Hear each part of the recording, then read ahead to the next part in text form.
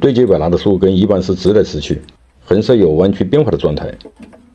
做一根带杆的造型，先把树根养长，在木质化前将树根捆绑在石头上，养1年左右，树根就基本定好型，形成这种弯曲变化的状态。对接百纳的树根愈合能力不强，不适合做腐蚀，往高贴根盆景应该会有更好的表现。一根带杆的造型，根干过渡要自然，树根从上往下逐渐扩散，在弯曲变化中不失流畅。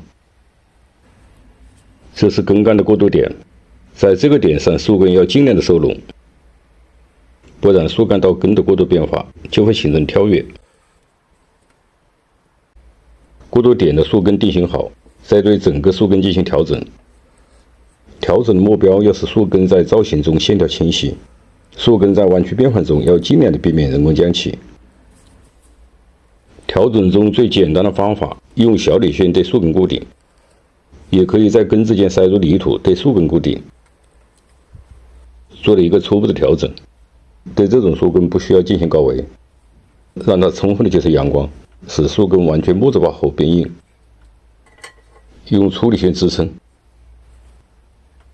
有一个基本的外形，再对树根进行细调。做到这一步感觉不是很好的，可以缓一步。对这种树根的调整，随时随地都可以进行，有灵感的时候再去做也不迟。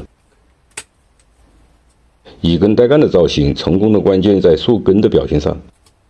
调整的过程是在保持总体不变的基础上，对每条根的走向、根之间的距离进行调整。树根之间恰到好处的亲疏关系，才会形成树干的外表，而又不是树根线条的灵动之美。一根带杆可以通过对树根的变化做出各种造型，像这个树桩可以把它做成淋水，也可以做成芦荟头。对树根的变化很简单，不需要开口拿弯，也不需要盘杂。在没有木质化前，可以依据自己的审美趋向做选择。但有一点，根干过渡自然，树根弯曲流畅，这一规律不要违背。这个造型取得的是悬崖树势，出枝都是按悬崖造型布局，只是将树根提起来，主干下悬的利益没有改变。先剪短过长的枝条，定好一个大概比例，修剪才会得心应手。像这个顶就过大了。树顶在所有盆景造型中成型最快，结顶看似简单，实则为整个盆景造型中最关键的部位。对结顶确定不好，或结顶的表达意思不明确，造型中的树势很难显现，对盆景的利益也无法表达。这个树桩的结顶是按单枝成景蓄养培育的，这种结顶的方式简洁自然。修剪中按枝条的分布剪出它的层次，每一个层次都像这样，既相对独立，层次分明，又与结顶的总体密不可分。结顶或枝盘的成型，都是由树干、主枝及侧枝逐级形成，脉络清晰才不失自然美感。在结顶的过程中，不要什么枝都留下，然后做一个简单的修剪，把它剪成片或剪成一个球球，这是在有叶的情况下遮住了真相。像对接百纳，一旦叶掉了，也就原形毕露了。看这个顶的外形有模有样，里面的枝条实际上是纵横交错。看这个枝，修剪除了取舍，更多的是要关注这些侧枝的细节。